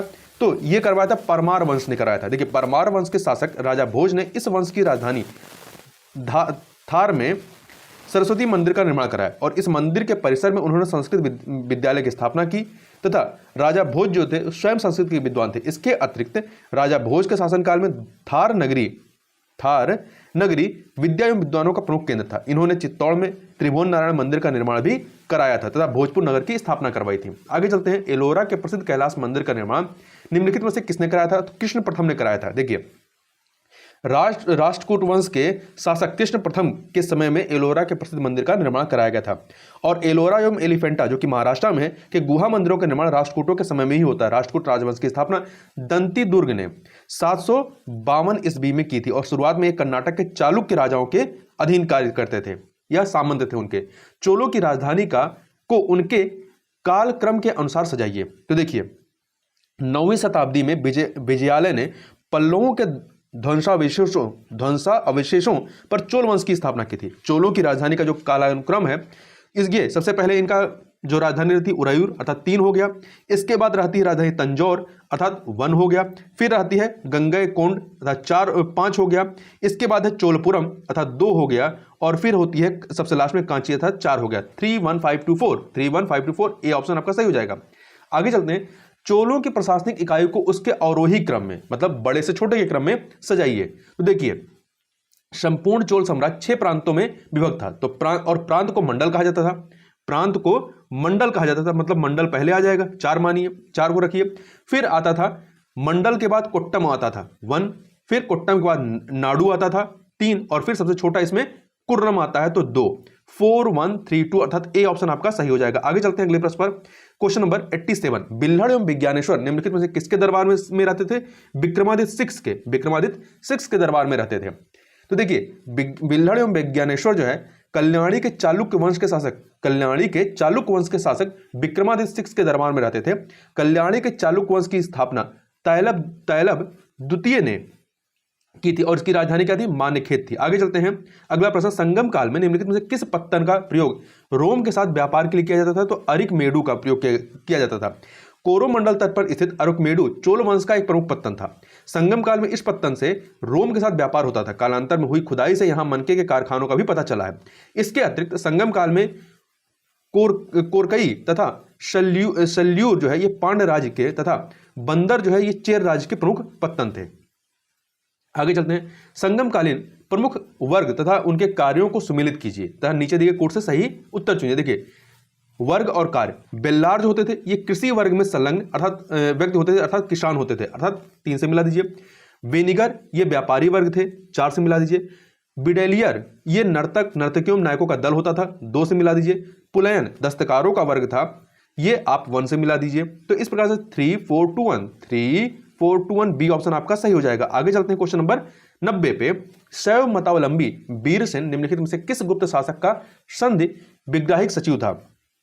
तो ये चंद्रगुप्त द्वितीय का शैव मतावलंबी वीरसेन गुप्त शासक चंद्रगुप्त द्वितीय का संधि विग्राहक सचिव था जिसने शिव की पूजा के लिए उदयगिरी पहाड़ी पर एक गुफा का निर्माण कराया था। चंद्रगुप्त द्वितीय के दरबार में शाब राजकवि था तथा इसके शासनकाल में अर्थात चंद्रगुप्त द्वितीय के शासनकाल में पाटलिपुत्र एवं उज्जैनी विद्या के प्रमुख केंद्र थे। आगे चलते हैं। निम्नलिखित में से किस गुप्त शासक ने सर्वप्रथम परम भागवत की उपाधि धारण की थी? तो समुद्रगुप्त ने की थी। चंद्रगुप्त प्रथम के उत्तराधिकारी समुद्रगुप्त ने सर्वप्रथम जो है परम भागवत की उपाधि धारण की। इसके अलावा इसने अश्वमेध कर्ता विक्रमांक की उपाधि भी धारण की थी और इसे कविराज भी कहा जाता है और समुद्रगुप्त को ही भारत का नेपोलियन भी कहा जाता है। आगे चलते हैं। शवों के अंत्योष्टि संस्कार है तीनों विधियों पूर्ण समाधिकरण, आंशिक समाधिकरण एवं दाह संस्कार का प्रमाण किस सैंधव सभ्यता से प्राप्त होता है या स्थल से प्राप्त होते हैं? तो कालीबंगा से ये प्राप्त हुए। कहां से? कालीबंगा से प्राप्त हुए हैं।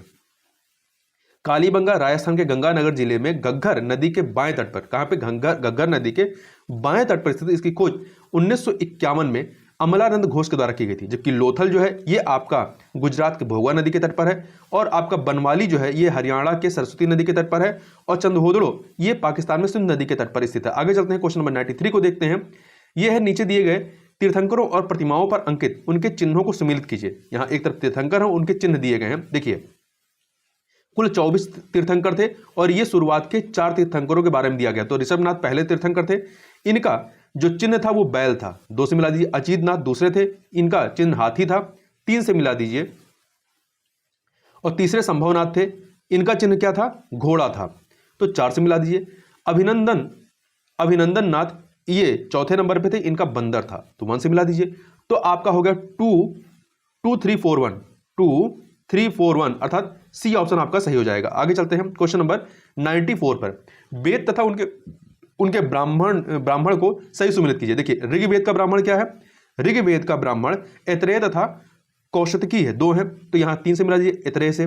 सामवेद का ब्राह्मण क्या है? तांडे और जैमिनी, तो जैमिनी से मिला दीजिए, 4 हो गया यहां पे। यजुर्वेद का क्या है? शतपथ ब्राह्मण है, तो 1 से मिला दीजिए। अथर्ववेद का क्या है? गोपद ब्राह्मण है, तो 2 से मिला दीजिए। तो 3 4 1 2 अर्थात बी ऑप्शन आपका सही हो जाएगा। आगे चलते हैं। प्राचीन नगर तक्षशिला निम्नलिखित में से किनके बीच स्थित था? तो ये जो है ये आपका सिंधु तथा झेलम नदी के मध्य स्थित था। तक्षशिला उच्च शिक्षा के लिए प्राचीन संस्थान था जो कि सिंधु तथा झेलम नदियों के बीच स्थित था। वर्तमान में यह पाकिस्तान के रावलपिंडी में स्थित है। चाणक्य, पाणिनि, चरक और जीवक जैसे विद्वान इससे संबंधित रहे। यहाँ ध्यान देने वाली बात है कि नालंदा विश्वविद्यालय के विपरीत तक्षशिला आधुनिक अर्थों में एक विश्वविद्यालय नहीं, क्योंकि इसमें कोई डिग्री प्रदान नहीं की जाती थी। आगे चलते हैं। एलिफेंटा की गुफाएं मुख्यतः निम्न धर्म के मतावलंबियों के उपयोग के लिए काटकर बनाई गई थी। किसके लिए? तो बौद्ध और हिंदू धर्म, अर्थात डी ऑप्शन आपका सही जगह, ए एंड सी। देखिए एलिफेंटा जो कि मुंबई में स्थित है, गुफाओं का निर्माण 5वीं से 6ठी शताब्दी या 6ठी सदी के बीच राष्ट्रकूट शासकों द्वारा किया गया था। यहाँ स्थित 7 गुफाओं में से 5 जो है हिंदू धर्म मुख्यतः शिव से तथा 2 जो है बौद्ध धर्म से संबंधित है। यहाँ से शिव की त्रिमूर्ति मिली है जो शिव के 3 पहलू निर्माता, संरक्षक और विध्वंसक का प्रतिनिधित्व करती है। भारत की अन्य प्रमुख रॉक कट गुफाओं में अजंता, एलोरा और भीमबेटका आदि प्रमुख हैं। आगे चलते हैं। गौतम बुद्ध के जीवन पर किसने लाइट ऑफ एशिया पुस्तक लिखी थी? तो एडविन अर्नाल्ड ने लिखी थी। ये अंग्रेज कवि और पत्रकार थे। इसके अतिरिक्त आचार्य रामचंद्र शुक्ल ने इसका हिंदी अनुवाद किया था और बीए स्मिथ जो है इन्होंने ही समुद्रगुप्त को भारत का नेपोलियन कहा था। आगे चलते हैं अगले प्रश्न पर। 98 नंबर क्वेश्चन। निम्न में से किसका संबंध वेदांत दर्शन के साथ नहीं है? तो अभिनव गुप्त का संबंध इसके साथ नहीं है। अभिनव गुप्त की बात करें तो ये इनकी मुख्य ख्याति तंत्र तथा अलंकार शास्त्र के क्षेत्र में रही है, जबकि शंकराचार्य का अद्वैतवाद है, वेदांत से संबंधित। रामानुज का विशिष्टाद्वैत है, और आपका माधवाचार्य का जो है द्वैतवाद है। आगे चलते हैं। गुप्तोत्तर युग में प्रमुख व्यापारिक केंद्र कौन सा था? तो यहां पर प्रमुख व्यापारिक केंद्र कन्नौज था। गुप्त काल में जहां उज्जैन प्रमुख व्यापारिक केंद्र था, वहीं गुप्तोत्तर काल में यह कन्नौज की तरफ शिफ्ट हो गया।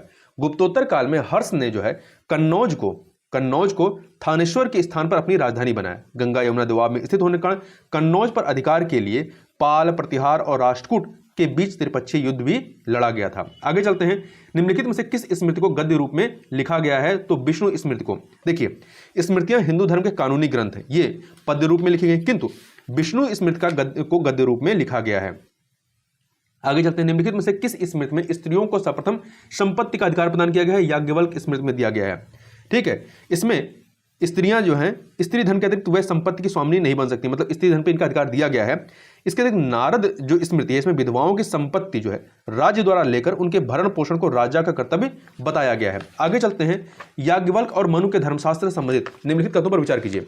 पहला, मनु ने ब्राह्मण को शूद्र कन्या के साथ विवाह की अनुमति दी है, किंतु याज्ञवल्क्य ने इसका विरोध किया। सही है, मनु ने नियोग प्रथा की निंदा की, परंतु याज्ञवल्क्य ने नहीं की है। तीसरा, मनु छूत के विरोधी हैं, परंतु याज्ञवल्क्य ने उसे राज्य के नियंत्रण में रखकर उससे राज्य के आय का साधन बताया।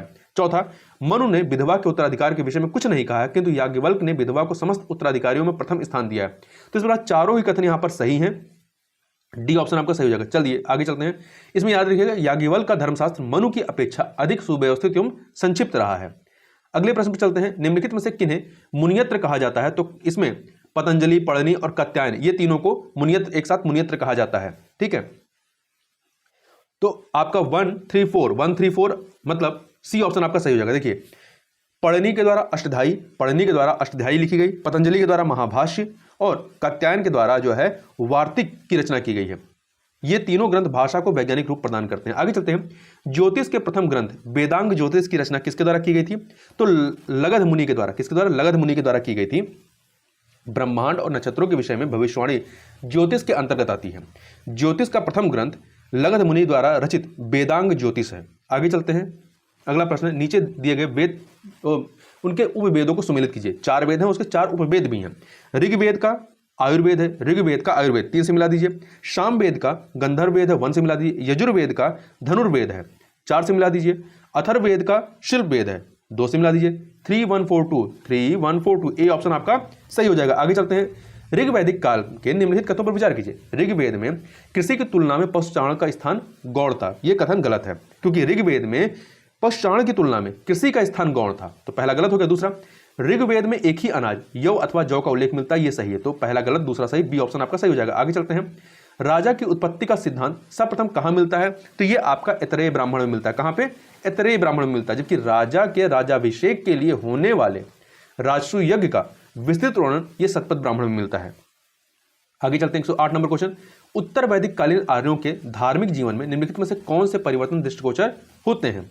तो इस काल में, उत्तर वैदिक काल में बात हो रही है, इस काल में सृजन के देवता प्रजापति को सर्वोच्च स्थान मिला। दूसरा, इस काल में स्तुति पाठ का चलन लुप्त हो गया तथा यज्ञ करना कहीं अधिक महत्वपूर्ण हो गया। गलत है, आधा गलत है, क्योंकि इस काल में स्तुति पाठ का चलन जैसे पहले चल रहा था वैसा ही ये भी यहाँ भी चलता रहा है, तो इसलिए कथन गलत है। तीसरा, इस काल में लौकिक उद्देश्यों के साथ साथ पारलौकिक उद्देश्य अधिक महत्वपूर्ण हो गए, ये कथन सही है, तो पहला और तीसरा आपका सही है, बी ऑप्शन आपका सही हो जाएगा। आगे चलते हैं। द्वितीय संगम का एकमात्र प्राचीनतम ग्रंथ कौन सा है? तो ये तोलकाप्पियम है। क्या है? तोलकाप्पियम है, ये द्वितीय संगम का एकमात्र उपलब्ध ग्रंथ है। इसके लेखक तोलकाप्पियर रहे। इसकी रचना सूत्र शैली में की गई। आगे चलते हैं। निम्नलिखित में से किस ग्रंथ को तमिल साहित्य का आधार ग्रंथ कहा जाता है? कुरल को जो है तमिल साहित्य का आधार ग्रंथ माना जाता है।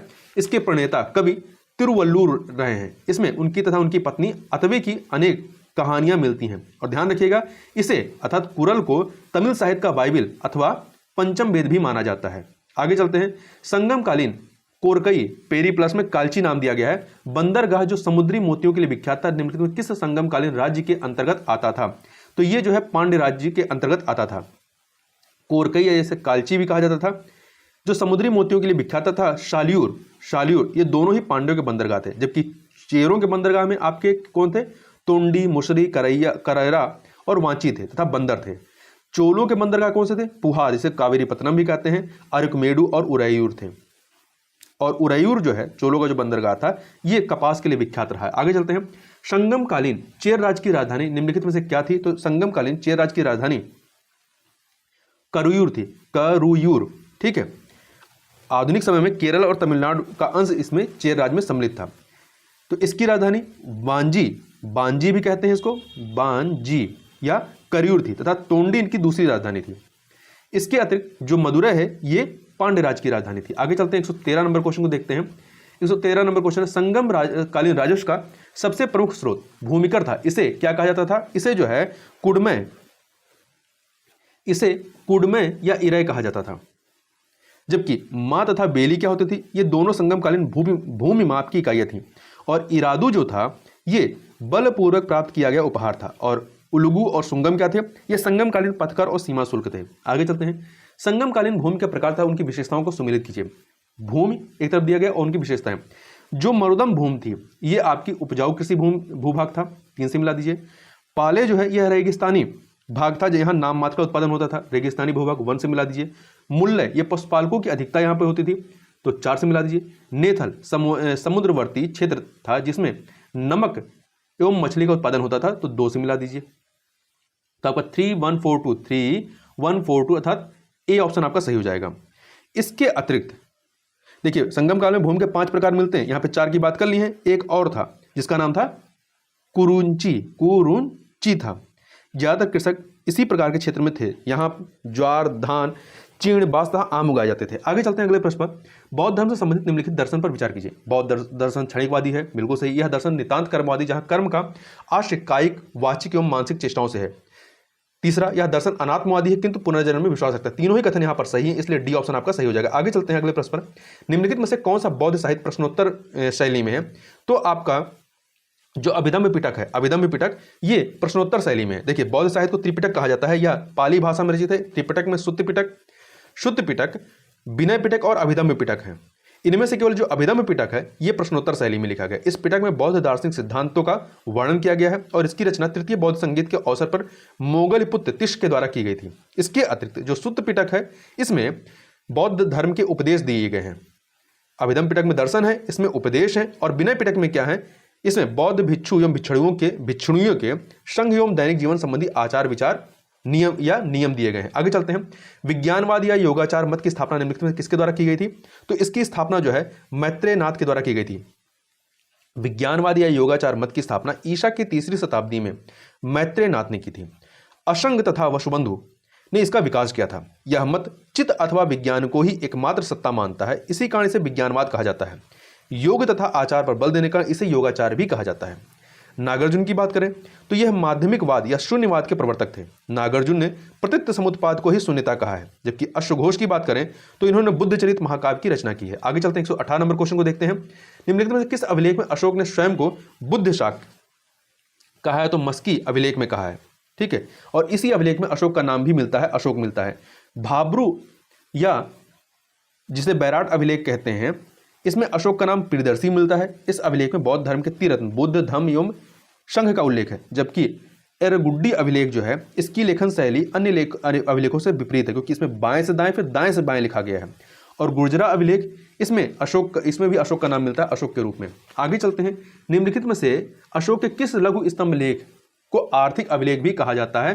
तो रुमिनदेई स्तंभ लेख को कहा जाता है, क्योंकि इसमें उसके द्वारा माफ किए गए धार्मिक कर, बल एवं भूमिकर घटाकर 1/8 भाग किए जाने का वर्णन मिलता है। यह नेपाल की तराई में स्थित है। यह अशोक का सबसे छोटा अभिलेख माना जाता है। जबकि जो कौशाम्बी स्तंभ लेख है इसे रानी का अभिलेख भी कहते हैं, जो कि उत्तर प्रदेश के इलाहाबाद में स्थित है। आगे चलते हैं। मौर्यकालीन प्रमुख अधिकारियों में रूपदर्शक क्या होता था? तो यह सिक्कों की जांच करने वाला प्रमुख अधिकारी होता था मौर्यकालीन प्रमुख अधिकारियों में।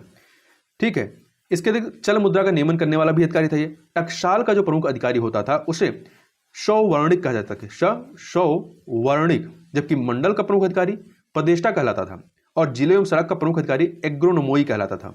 आगे चलते हैं। मौर्य काल में निम्नलिखित में से उद्योग, कौन से उद्योग राज्य नियंत्रित थे?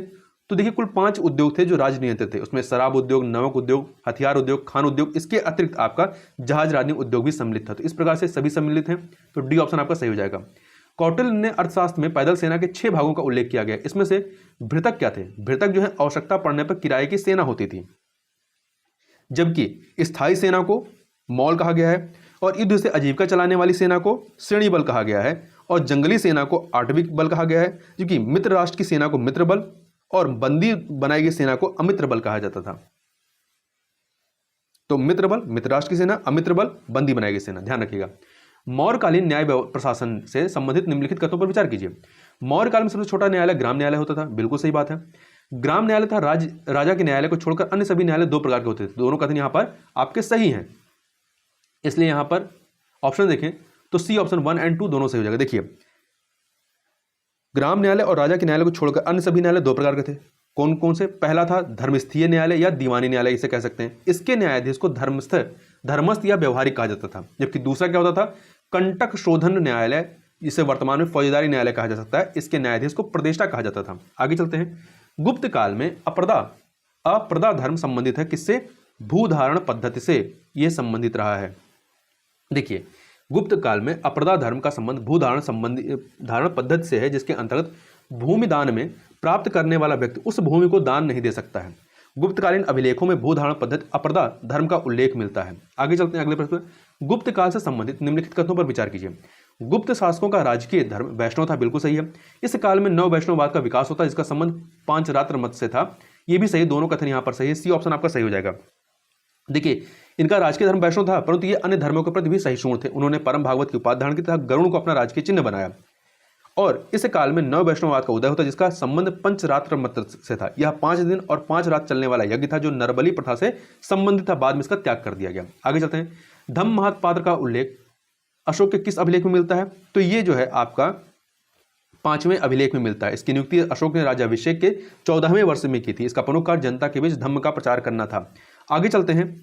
निम्नलिखित में से किस बौद्ध संगीत में भिक्षुओं के मतभेद के कारण बौद्ध संघ स्थविर एवं महासंघिक में विभाजित हो जाता है? तो द्वितीय बौद्ध संगीत के दौरान ऐसा होता है, और ये आपका वैशाली में सभा कमीर की अध्यक्षता में तथा कालाशोक के समय में होता है। आगे चलते हैं। बुद्ध के जन्म के पूर्व अन्य धार्मिक आंदोलन एवं उनके संस्थापक को सुमिलित कीजिए। संप्रदाय और संस्थापक। आजीवक संप्रदाय के मक्खल गोशाल थे, 3 से मिला दीजिए। जबकि ये आजीवक संप्रदाय भाग्यवादी होता था। नित्यवादी ये पकथु कच्चायन अर्थात 1 से मिला दीजिए। इसके अतिरिक्त तीसरा उच्छेदवादी जो है ये अजीत केश अर्थात 4 से मिला दीजिए। उच्छेदवादी को भौतिकवादी संप्रदाय कहा जाता है। और अगला है संदेहवादी इसके थे संजय बेलदुपुत्र अर्थात 2 से मिला दीजिए। संदेहवादी को अज्ञेयवादी या अनिश्चयवादी भी कहा जाता है। तो 3142 अर्थात डी ऑप्शन आपका सही हो जाएगा। आगे चलते हैं। 129 नंबर क्वेश्चन को देखते हैं। बुद्ध के जीवन से जुड़ी घटनाएं एवं उससे संबंधित चिन्ह को सुमेलित कीजिए। घटना, ये जन्म किसको इंगित करता है? जन्म जो है कमल व सांड को। 2 गृहत्याग घोड़ा। 4 ज्ञान पीपल वृक्ष। 1 मृत्यु स्तूप को। 3 तो 2413 अर्थात बी ऑप्शन आपका सही हो जाएगा। आगे चलते हैं अगले प्रश्न पर। जैन धर्म से संबंधित निम्नलिखित कथनों पर विचार कीजिए। जैन धर्म की दिगंबर शाखा के अनुसार स्त्रियां मोक्ष या निर्वाण प्राप्त कर सकती हैं, ये गलत है। ये दिगंबर शाखा के अनुसार नहीं था, बल्कि श्वेतांबर शाखा के अनुसार था। दूसरा कथन, जैन धर्म की श्वेतांबर शाखा के अनुसार कैवल्य की प्राप्ति के पश्चात लोगों को भोजन की आवश्यकता नहीं होती। ऐसा मानना श्वेतांबर नहीं बल्कि दिगंबर शाखा का था। तो यहां पर दोनों ही कथन आपका गलत है। तो डी ऑप्शन आपका सही हो जाएगा। दिए गए महाजनपदों में से कौन सा महाजनपद कश्मीर में स्थित था? तो कंबोज जो था ये आपका कश्मीर में स्थित है, जिसकी राजधानी राजपुर अथवा हाटक थी। यह गंधार महाजनपद का पड़ोसी राज्य था और प्राचीन काल में कंबोज अपने श्रेष्ठ घोड़ों के लिए विख्यात रहा है। महाजनपदों की कुल संख्या कितनी रही है? 16, जिसका उल्लेख बौद्ध ग्रंथ अगुंतर निकाय तथा जैन ग्रंथ भगवत सूत्र में मिलता है। मत्स्य महाजनपद की बात करें तो ये इसकी राजधानी विराटनगर थी, वर्तमान में ये राजस्थान में है। कौशल महाजनपद, इसकी राजधानी श्रावस्ती थी, वर्तमान में उत्तर प्रदेश में। गंधार महाजनपद, इसकी राजधानी तक्षशिला है, वर्तमान में तक्षशिला थी, वर्तमान में यह पाकिस्तान में है। आगे चलते हैं। बुद्ध काल अर्थात 6ठी शताब्दी ईसा पूर्व में निम्नलिखित में से किन नगरों का उल्लेख मिलता है? तो इसमें आपके 6 नगर को उल्लेख मिलता है। चंपा, राजगिरी, श्रावस्ती, अवंती का उल्लेख इसमें नहीं है। तो इसमें देखिए 6 नगर जो हैं 6 नगरों का उल्लेख मिलता है। कौन कौन से? चंपा, राजगिरी, श्रावस्ती हो गया, इसके अतिरिक्त साकेत, कौशांबी और वाराणसी। ठीक है। बुद्ध काल में नगरों का तेजी से उदय होता है। इस काल को भारत की द्वितीय नगरी क्रांति कहा गया है। और प्रारंभिक बौद्ध साहित्य में बुद्ध के समय के 6 प्रसिद्ध नगरों का उल्लेख किया गया, जिसका ये चर्चा हमने अभी की। तो यहाँ पे 1 2 3 अर्थात ए ऑप्शन आपका सही हो जाएगा। आगे चलते हैं, 133 नंबर क्वेश्चन को देखते हैं। महाजनपद काल में निम्नलिखित में से कौन प्रसिद्ध बंदरगाह रहे हैं? तो सोपारा, भृगुकच्छ और ताम्रलिप्ति, ये सभी के सभी प्रमुख बंदरगाह रहे हैं। तो यहाँ पर डी ऑप्शन आपका सही हो जाएगा। देखिए, महाजनपद काल में भारत के पश्चिमी तट पर सबसे प्रसिद्ध, पुराना एवं बड़ा बंदरगाह कौन सा था? ये था आपका, एक सेकेंड, ये आपका भृगुकच्छ अथवा बैरीगाजा या भड़ोच था। इसके अतिरिक्त महाराष्ट्र में पश्चिमी तट पर सोपारा तथा बंगाल के पूर्वी तट पर ताम्रलिप्ति भी प्रसिद्ध बंदरगाह थे। आगे चलते हैं अगले प्रश्न पर। अगला प्रश्न है, सरयू नदी निम्नलिखित में किस महाजनपद को 2 भागों में बांटती है? तो ये जो है कोशल राज्य को, सरयू नदी कोशल महाजनपद को 2 भागों में बांटती है। उत्तरी कोशल जो है, उत्तरी कोशल इसकी राजधानी श्रावस्ती तथा दक्षिणी कोशल की राजधानी कुशावती रही है। इसका महत्वपूर्ण राजा प्रसेनजीत था, जो बुद्ध का समकालीन और समान आयु का था। और यह जो महाजनपद है, कोशल महाजनपद, यह उत्तर में नेपाल से लेकर दक्षिण में सई नदी तथा पश्चिम में पांचाल से लेकर के पूर्व में गंडक नदी तक फैला हुआ था। आगे चलते हैं, निम्नलिखित में से किसने अवंती राज्य को जीतकर उसे मगध साम्राज्य में मिला लिया था? तो शिशुनाग ने मिलाया था। हर्यक वंश के पश्चात मगध पर शिशुनाग वंश का शासन होता है और शिशुनाग वंश की स्थापना शिशुनाग ने 412 ईसा पूर्व में की थी। और उसकी सबसे बड़ी सफलता अवंती राज्य को हराकर उसे मगध राज्य में साम्राज्य मिलाना चाहता था। और इसने अपनी राजधानी जो है पाटलिपुत्र से वैशाली स्थानांतरित की थी। पहले पाटलिपुत्र थी, वैशाली, फिर वैशाली स्थानांतरित करता है। आगे चलते हैं, महाजनपद एवं उनकी राजधानियों को सुमेलित कीजिए। महाजनपद और राजधानी, तो देखिए, चेदी की राजधानी क्या रही है? शुक्तिमती या सात्यवती, 2 से मिला दीजिए। ये आधुनिक बुंदेलखंड में स्थित है। कुरु की राजधानी इंद्रप्रस्थ रही है, 3 से मिला दीजिए। ये मेरठ तथा दक्षिण पूर्व वाला हरियाणा है। कंबोज, इसकी राजधानी राजपुर या हाटक रही है, ये आपका कश्मीर में है, 4 से मिला दीजिए। मत्स्य, इसकी राजधानी विराटनगर, ये वर्तमान में राजस्थान में है। तो 2 3 4 1 अर्थात ए ऑप्शन आपका सही हो जाएगा। आगे चलते हैं, डालमेन निम्नलिखित में से क्या है? तो डालमेन जो है बृहद पाषाणिक समाधियों के प्रकार हैं। महापाषाण युगीन संस्कृत में लोग अपने मृतकों को समाधियों में गाड़ते थे। वह उनकी सुरक्षा बड़े बड़े पत्थर उसके चारों ओर लगाते थे। अतः डालमेन भी इस संस्कृत में समाधि का एक प्रकार रहा है। निम्नलिखित अलवार संतों में कौन वैष्णव धर्म अपनाने से पहले जैन और बौद्ध धर्म अपना चुके थे? तो ये थे तिरुमलराई थे। देखिए, दक्षिण भारत में वैष्णव धर्म के संत अलवार जो संत होते वो अलवार कहलाते थे। इनकी संख्या 12 थी। इनमें से वैष्णव संत तिरुमलारी वैष्णव धर्म अपनाने से पहले जैन और बौद्ध धर्म अपना चुके थे। इसके अतिरिक्त तिरुमंगई, ये वैष्णव संत बनने से पहले डाकू थे। और कुलशेखर की बात करें तो ये वैष्णव संत कुलशेखर केरल के राजा थे। जबकि अंडाल या कोदई ये एकमात्र महिला अलवार संत थी। आगे चलते हैं, सप्तांग सिद्धांत संबंधित है किससे? तो इनमें से कोई नहीं। क्यों? क्योंकि देखिए, कौटिल्य ने राज्य को 7 तत्वों में निर्मित माना। इन्हें राज्य का सप्तांग सिद्धांत कहा गया। अतः सप्तांग सिद्धांत राज्य प्रशासन से संबंधित है, न कि किसी धर्म से। आगे चलते हैं, 140 नंबर क्वेश्चन देखते हैं। निम्नलिखित में से कौन मौर्य साम्राज्य के विषय में जानकारी के प्रमुख स्रोत रहे हैं? तो मेगास्थनीज की इंडिका, कौटिल्य का अर्थशास्त्र, क्षेमेंद्रकृत बृहद कथा मंजरी, सोमदेवकृत कथा सरित सागर, ये सभी के सभी रहे, इसलिए डी ऑप्शन यहाँ पर सही हो जाएगा। इसके अतिरिक्त आपके रुद्रदामन का जूनागढ़ अभिलेख है और विशाख दत्त की मुद्रा राक्षस है, अशोक का अभिलेख है, जैन और बौद्ध ग्रंथ हैं, ये सभी इसके जो है जानकारी के प्रमुख स्रोत हैं।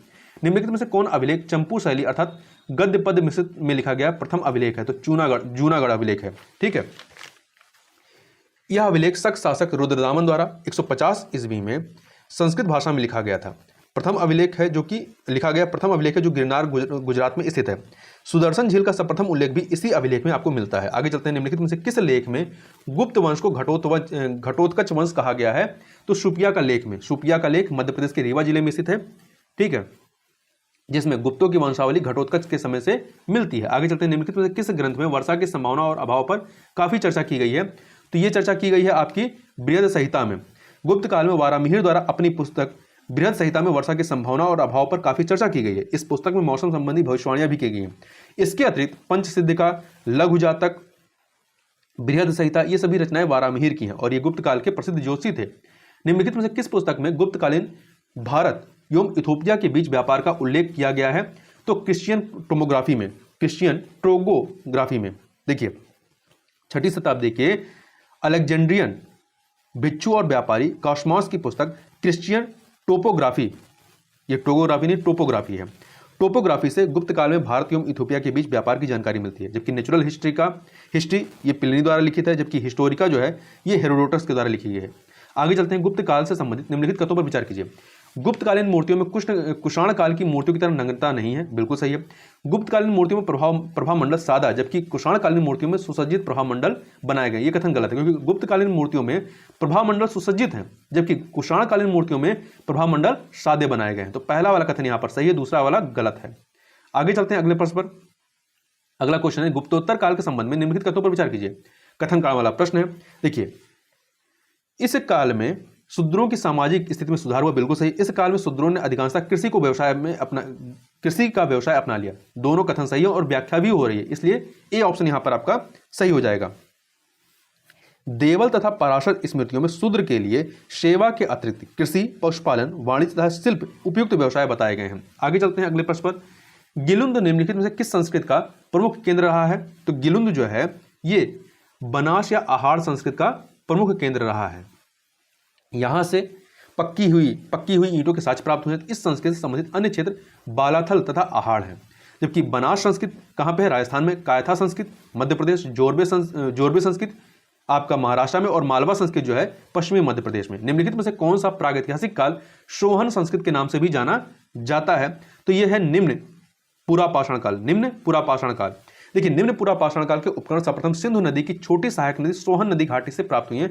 इस काल को अर्थात निम्न पुरापाषाण काल को सोहन संस्कृति भी कहा जाता है, जबकि मध्य पुरापाषाण काल को फलक संस्कृति कहते हैं, जबकि मध्य पाषाण काल को सूक्ष्म पाषाण संस्कृति कहते हैं। निम्नलिखित में से किस सिंधु घाटी सभ्यता के स्थल को हाल ही में यूनेस्को द्वारा वर्ल्ड हेरिटेज साइट में शामिल किया गया है? तो धौलावीरा को। धौलावीरा 2021 में यूनेस्को द्वारा गुजरात के कच्छ जिले में इसे धौलावीरा हड़प्पा सभ्यता को वर्ल्ड हेरिटेज साइट में घोषित किया गया, शामिल किया गया। इस स्थल की खोज 1967 में जेपी जोशी ने की थी और धौलावीरा के निवासी जल संरक्षण तकनीक से परिचित थे और यह नगर 3 भागों में विभाजित था। दुर्गा भाग, मध्य नगर और निचला नगर। आगे चलते हैं। नीचे दिए गए प्रमुख साहित्यिक रचना एवं रचनाकार को सुमेलित कीजिए। रचना और रचनाकार। कथा सरित सागर के रचनाकार कौन थे? सोमदेव। 4 से मिला दीजिए। सोमदेव, इससे मौर्य काल की विषम जानकारी मिलती है। बृहद कथा मंजरी, इसके रचनाकार थे क्षेमेंद्र। 3 से मिला दीजिए। इससे भी मौर्य काल की विषम जानकारी मिलती है। नीतिसार, इसके रचनाकार कामंतक थे। 2 से मिला दीजिए। इससे गुप्तकालीन राजतंत्र की जानकारी मिलती है। रामचरित, इसके रचनाकार संध्याकर नंदी थे। 1 से मिला दीजिए। इससे बंगाल के शासक रामपाल की जीवन के बारे में पता चलता है। तो देखिए 4-3-2-1 अर्थात ए ऑप्शन आपका सही हो जाएगा। तो इस प्रकार से यहाँ पर हम लोगों ने 2 पार्ट में पूरे 150 क्वेश्चन को कंप्लीट किया। तो इस वीडियो में बस इतना ही। मिलते हैं नेक्स्ट वीडियो में, तब तक के लिए बहुत बहुत धन्यवाद।